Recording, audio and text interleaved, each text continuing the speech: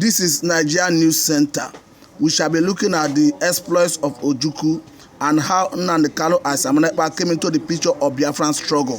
And with me to have this conversation is Mr. Okpara, the new Okukundem one. Before we do that, let us hear from Ojukwu himself, the Ikemba one of Nnewi.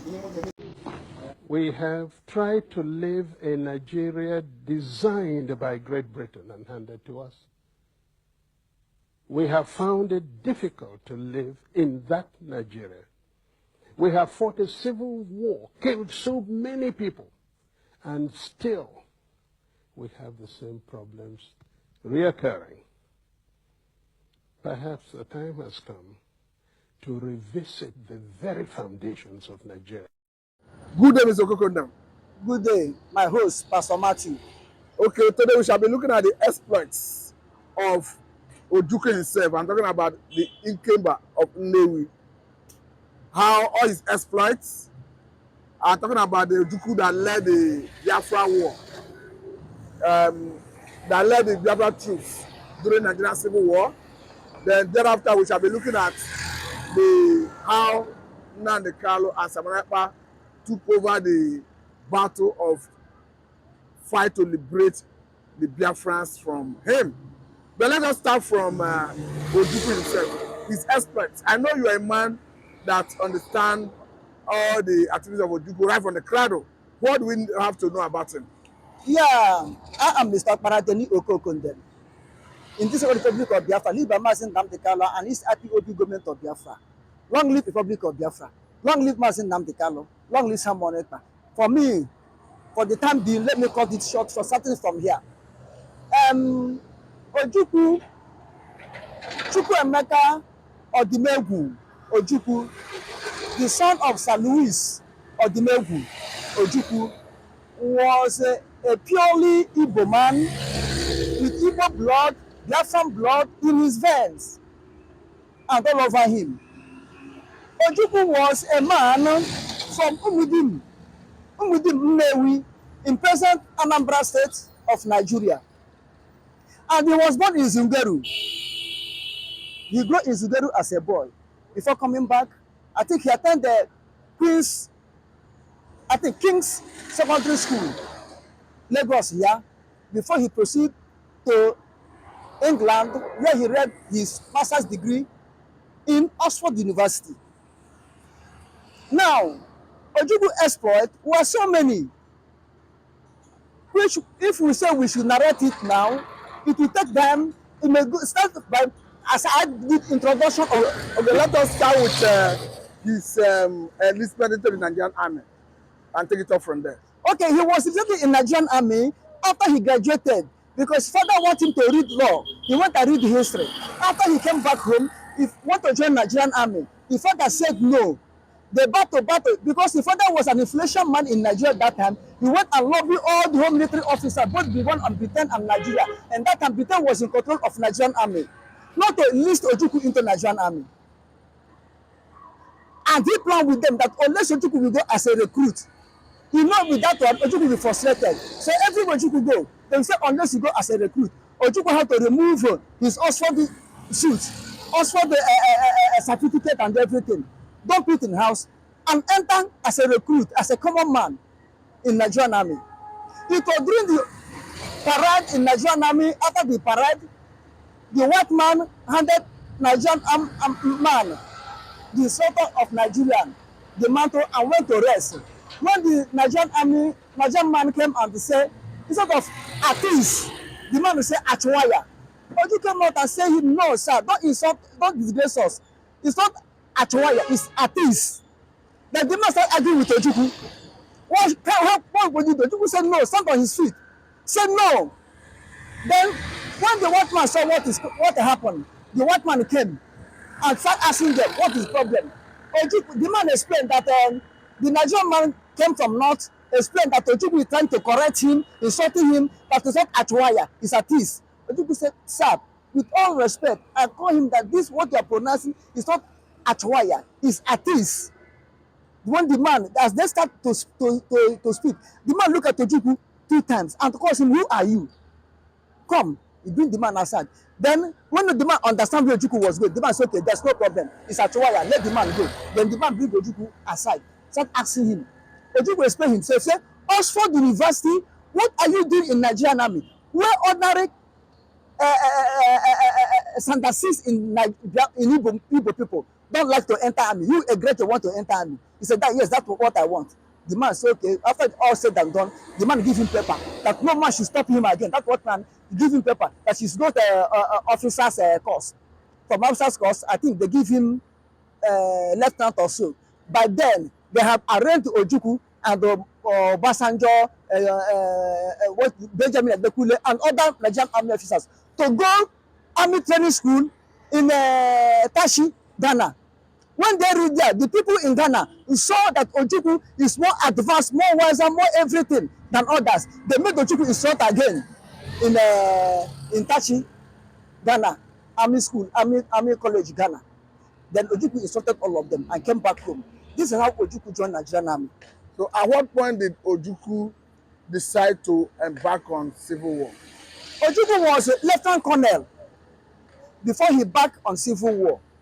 And what made Ojukwu to back on civil war was the killing of Igbos, killing of Biafra. Because that time in the north, at first he comes from east, whether Delta, whether Middle West out of that time, whether Eastern region of that time, even the people in Benue, lower Benue from this, they are part of east before British carved them out to north to weaken the population and the strength of east. That's why you have Igbos in Benue, Igbos in Kongi. You understand? So because they kill anybody, they kill everybody. When they see that they have won the power, there was one Major General from Akwa Ibom, I forgot his name. They kill him at Ebute Meta, Major General. They say, nyamli, they shoot him down. So what you are saying is what led to the war. That is what you are saying. Yes. When they kill, after killing the Hiroshi, they can't do their own counter coup. They say Zogu Revolution was Igbo man coup. They made their own coup and kill Hiroshi. They went and they killed, after killing 250 soldiers of recorded, apart from the one that's not recorded. They kill the north. When they kill in the north, they come down in the west, start killing. Igbos run back to east and stay. They were marching down to east. Ojukwu said no. And if it's not by the grace of God, God will use Adekunle to stop the late Major General Yaradua. They could massacre Igbos in east. Because that time we have only one army barrack, 82 mechanized division, Enugu. Then I think it was Major Njoku also commanding that mechanized Enugu. Then go on phone Yaradua in Enugu to make sure they disarm all the whole Igbos.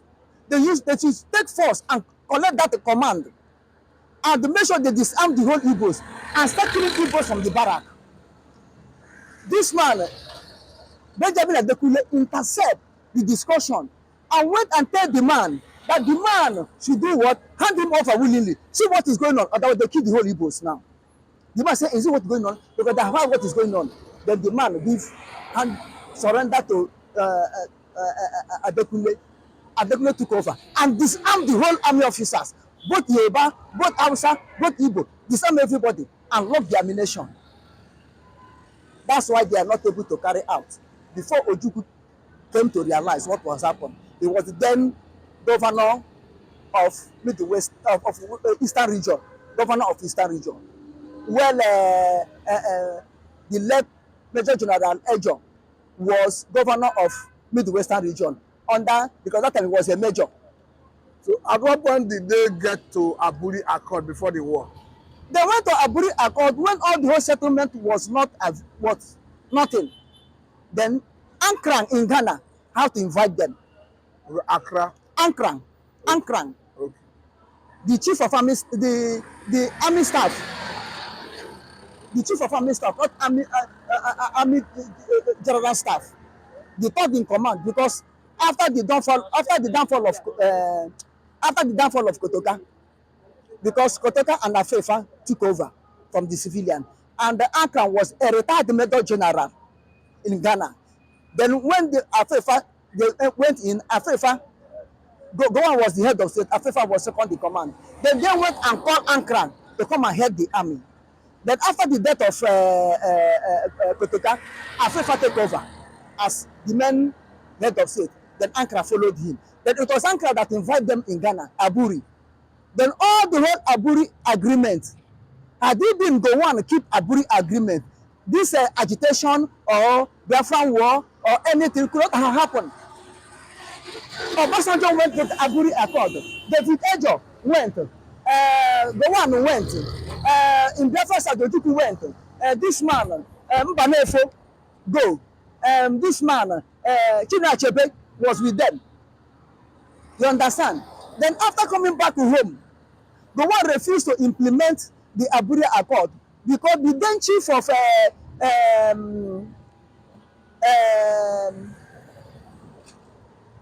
the chief of army staff. Not chief of army staff.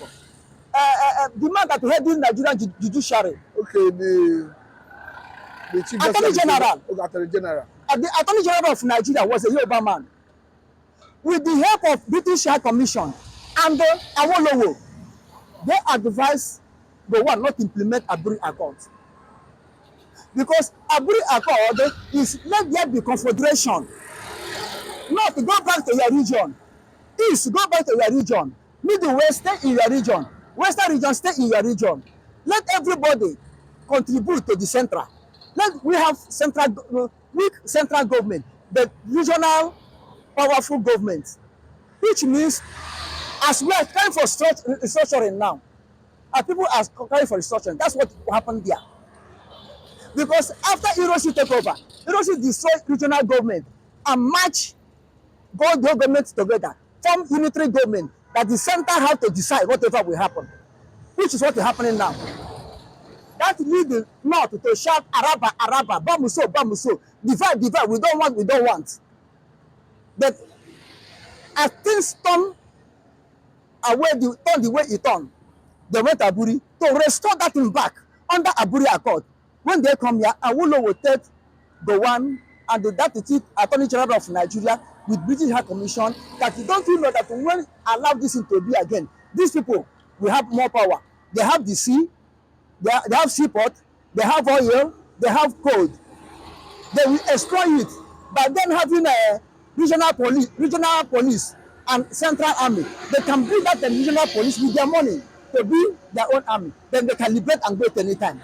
No one say what did I do? Awolowo told him, for him, logistically, coming to law and anything, this boy have win you. Because that's what he always call Ojukwu. I will call Ojukwu boy. This boy have win you. I will say, what will I? Go on say, what will I? He say, pick arms.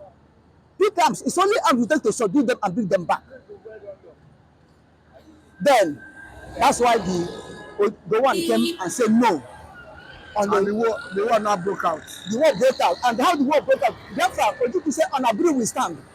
Everybody said, on Aburi we stand. Gowon, Ojukwu told Gowon, if you don't implement Aburi Accord, this region I'm ruling now, I will declare them a sovereign state. Sovereign state. If you don't implement Aburi Accord. Before Ojukwu will talk, Gowon went ahead and said no. Ojukwu have to declare Biafra on May 30, 1967. When Ojukwu see, and before all this thing happened, they cut Biafran power line. Biafran engineers went and used Enugu coal to restore the light back. We are still using a separate light. Then when Ojukwu declared, Gowon came and said he will fight us. By then, British are giving him assurance, give Nigeria assurance that they will supply anything they want. British send them expatriate, send them machinery, send them weapon, send them whatever they want. But we learned that Ojukwu was always in the battlefield himself during the war. Yes. Ojukwu was in battlefield. When the war, in any sector, the war is so strong, Ojukwu will go. not only going 1 mile to the battlefield, he will be in battlefield, ginger the morale of the boys. Because Ojukwu, after he joined army, was trained as a combatant soldier, not as a logistic man or man in the office. He was commanding Nigerian army in Kano when Ojukwu carried out the revolution and his men carried out the revolution. He was commanding Nigerian army battalion in Kano to show that he wasn't a lazy man. He wasn't a coward. So it means Ojukwu was leading from the war front. Ojukwu was leading from the war front. He only go to meetings, go to first and come back. Ojukwu don't have time to relax as a head of state. But Gowon never come to battlefield for a second. Even 1 mile to the battlefield, Gowon did not smell. Gowon did not smell. It was Adekunle, Benjamin Adekunle, Moritala, this man, Abraham Taiwo, who died in Dinka assassinate. Then this man, Don Kambale. They are the people in the battlefield. Later, Obasanjo, when they removed Adekunle, Obasanjo came in. And this man who wrote Tragedy of Victory, Godwin Ishaga Alabi, from Okwani, in Delta State now, from Okwani. But you don't know that he is an Igbo man. Until it was the word that made him to know his father's place, and he thought that he was a Kwara man, because he lived with his mother in Okpara. Let's look at the role the man Okokondem played during the war. I mean, the spokesman of, was he the spokesman of Biafra army? I mean, Okokondem. Okokondem wasn't a spokesman of Biafra, but Okokondem is a chief broadcaster in Biafran radio. Okokondem was the chief broadcaster, was the man heading Biafran radio station.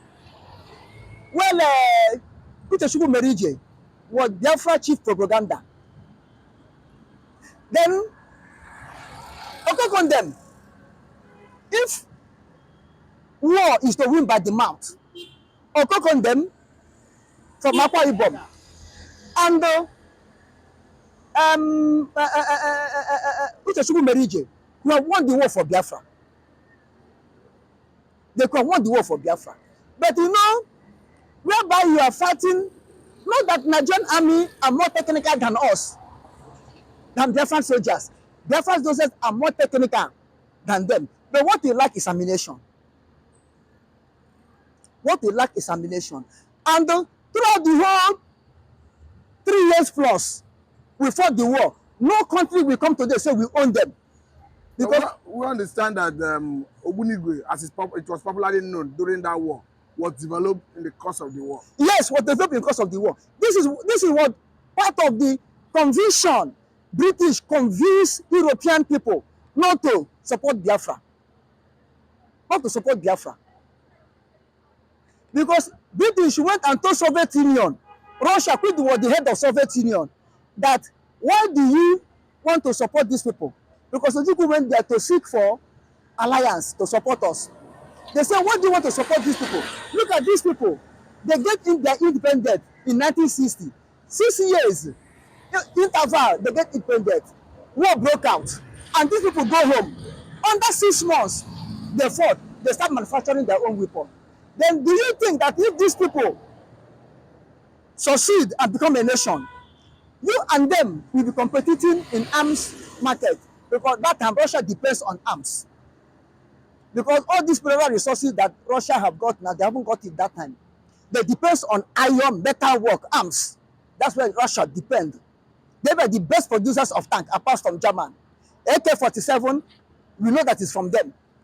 Now, AK-49 is from them. They are good in rifle, apart from Israel that produce a cruiser.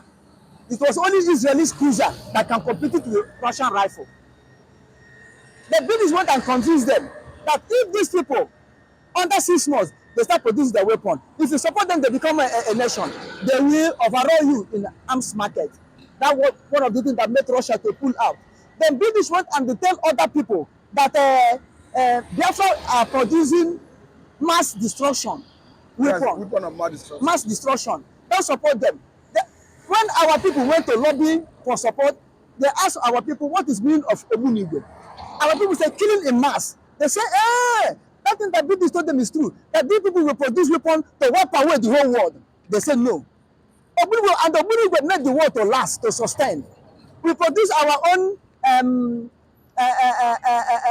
AK-47, our own rifle. We produce it. We produce our own Ogbunigwe. The last one we produce, therefore produce, that we are test, but to put in operation is the one we call flying Ogbunigwe. Flying Ogbunigwe, just like a missile. You will stay here now and operate it. From here, it may land into, in this order, it may land to Osho, or Ondo, or Oyo, and destroy anything destroyable. But that one, we're about to use it before the war come to an end. You see, that we produce. Even Okay, how did the war come to an end? The war come to an end when Russia used one type of missile, one type of artillery. That artillery, it bounced 3 times.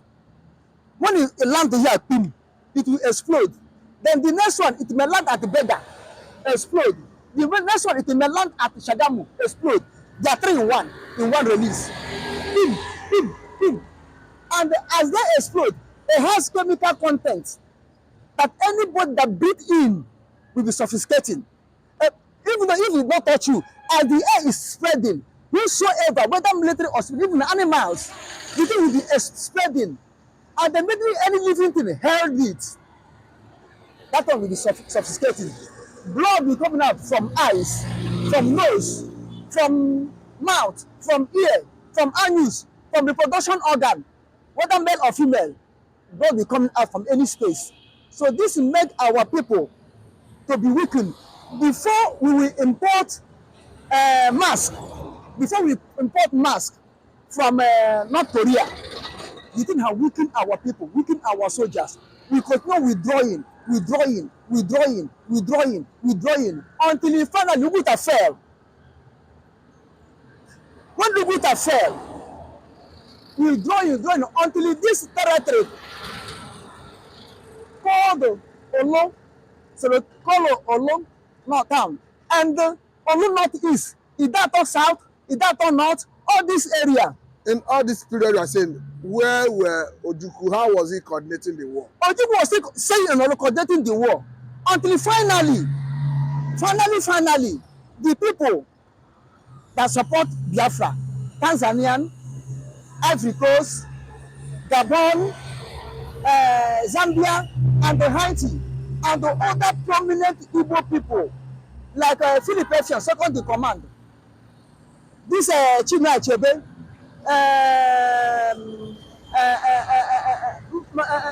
Mbanefo, all of them called Ojukwu. They arranged with the first government because General de Gaulle gave us moral support and allow us to use his territory to have relief. Like in Gabon, we use Gabon to have relief. In Ivory Coast, we use Ivory Coast. When our weapon land in Ivory Coast, we collect it. We use it to shift it. And that weapon is once in a while is coming in. So we mostly based on our local production. Because finally, Ojukwu now they agree, including Britain. They agree that Ojukwu should go to exile in Ivory Coast. Ojukwu refused to go. Philip Effiong called Ojukwu, you have to leave. If you don't leave, if this boy seen you, then we go on suicide mission, continue dying. The people are dying. Our boys are dying. Ojukwu leave. Then all of them agree that Ojukwu should hand over to Philip Effiong. After he leaves, then Philip Effiong will come for negotiation of the war to end, to come to an end. Then after Ojukwu leave, then the flag Ojukwu use, the name of that flag, the last flight of Biafra. That's the last flight and the cargo that led to Biafra. Meanwhile, Biafra airport was the busiest airport in the world that time because in the night, in one night, more than 50 planes land in Biafra. What were they coming to do? They are bringing relief from Gabon and bringing other things from Africa and to us. Every night, more than 50 planes land and take over without any signal, without any light, without nothing. That's why the Biafran pilots that time are the best pilots in the world. In the airport, which federal government build the express road to join Uli Airport so that there be no trace of Biafran development or what Biafra have done in the war. Okay, now let us look at because after the war, we understand that it was declared that no victor, no vanquish. No vanquish. This is why Is that the situation today? No, you see, really, the war was declared no victor, no vanquish. And when Philip Effiong, we are negotiating with Obasanjo in Nnewi, the people came to Nnewi to negotiate the end of the war. Philip Effiong did not say that Biafra we are surrendering or we are tired of fighting. But Philip Effiong said, for the sake of peace to reign, let this hostility stop. He did not say we Biafra surrendering. He said, let this hostility stop. It was then he reached agreement with Obasanjo. Obasanjo take Philip Effiong, Mbanefo, and I think other people also. Okay, that is why Obasanjo wrote that book, My Command. My Command. Because Obasanjo was the last army commander that reached Olo, that captured Radio Biafra in Uruala, is that or not? Then Obasanjo lead them to Gowan. On the final conclusion, they still write, let the hostility come to an end. Let the hostility come to an end because of, for the sake of peace. They did not write that Biafra surrender. Okay, now Nigeria win Biafra. This is why Ojukwu came. Gowan came and said, no victor, no vanquish. But no victor, no vanquish. Indirectly, there's a victor, there's a vanquish. Because we return back to Nigeria.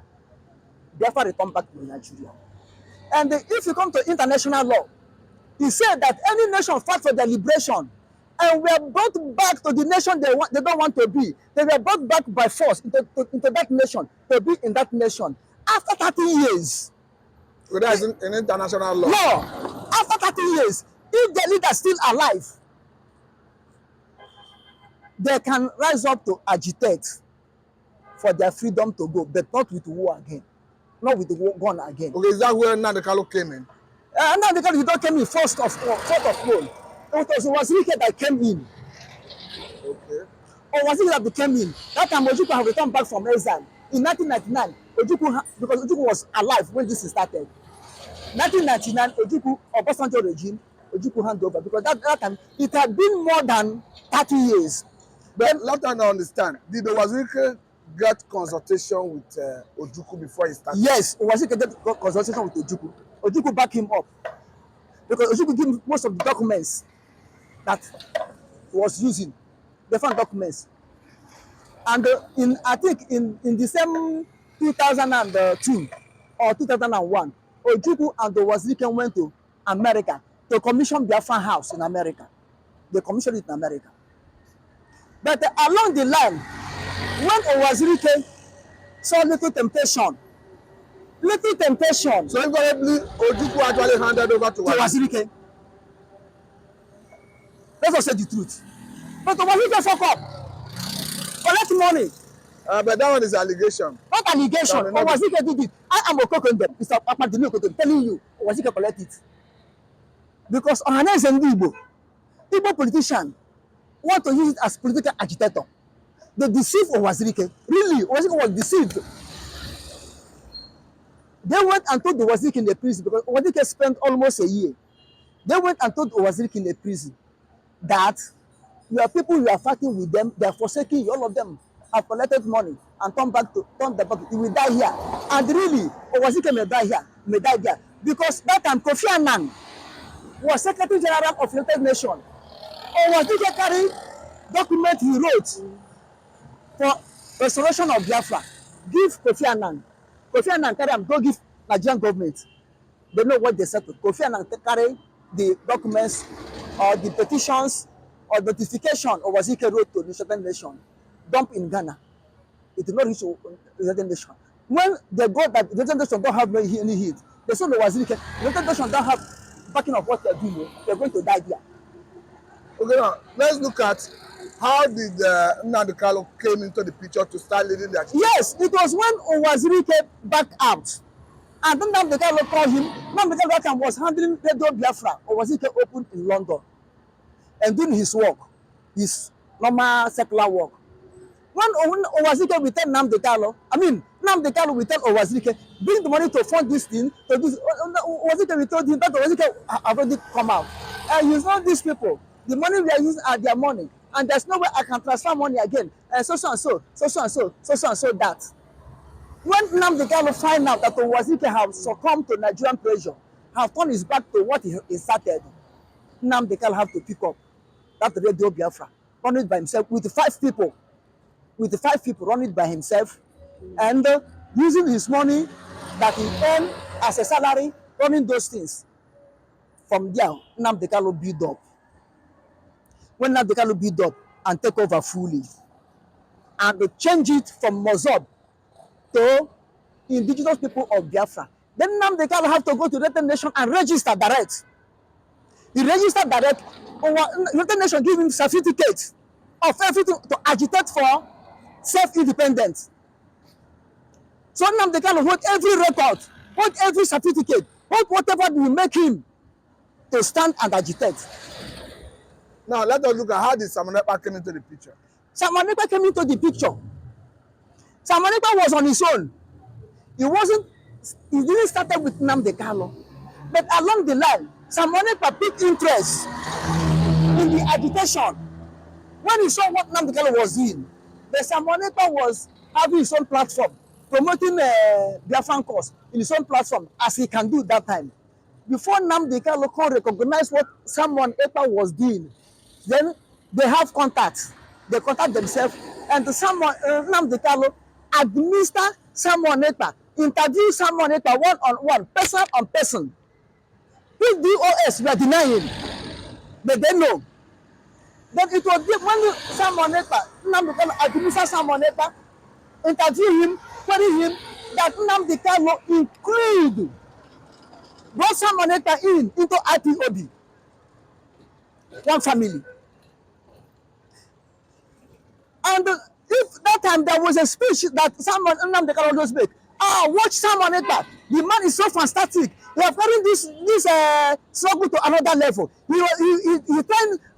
Simon Ekpa is trying to elaborate, to make this struggle to be strong. Nnamdi Kanu always promotes him whenever Nnamdi Kanu will say his brokers that everybody should listen to Simon Ekpa, follow his way. All the OS, all the whole IPOB, one family, should listen to Simon Ekpa. Let them borrow for Simon Ekpa. The young man is doing well. He's working strong. Then the spirit of Simon Ekpa and Nnamdi Kanu come to agreement in the spiritual realm. Before Nnamdi Kanu, they don't know that the DOS and other people he's talking to have already betrayed him. They organized it, he went to Kenya to go and hold conference to address IPOB in Kenya. Not knowing the IPOB leader in Kenya have already done the agreement with the DOS in Nigeria, with Nigerian government. It was in the south that they kidnapped Nnamdi Kanu. For 8 days, nobody knows where Nnamdi Kanu is. It was Simon Ekpa who was struggling. When it came officially to know that Nigerian government, when Malami came to announce that they have caught Nnamdi Kanu, when people were telling me, I said, no, it's not easy. Until I found out that they have caught Nnamdi Kanu, and the people who came to me asked me, I went to confirm to them that yes, Nnamdi Kanu is in Nigerian net now. That's why those people believe. They said, as far as I have said so, yes, Nnamdi Kanu is Nigerian net. So many people.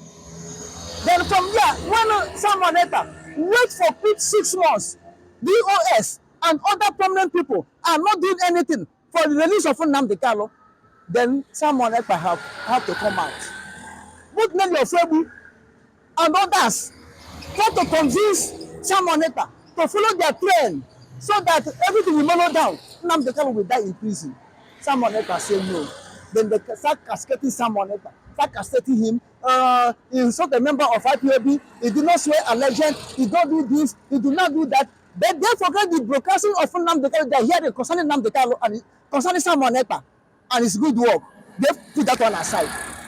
So this is how Simon Ekpa came in to wear the shoe of Nnamdi Kanu in absence of Nnamdi Kanu.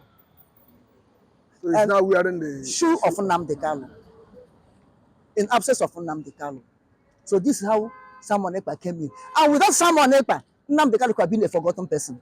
Without the Simon Ekpa, Biafra issue could have been a forgotten issue. Now, and people were now condemning him, who handed him over, who did this, who did that.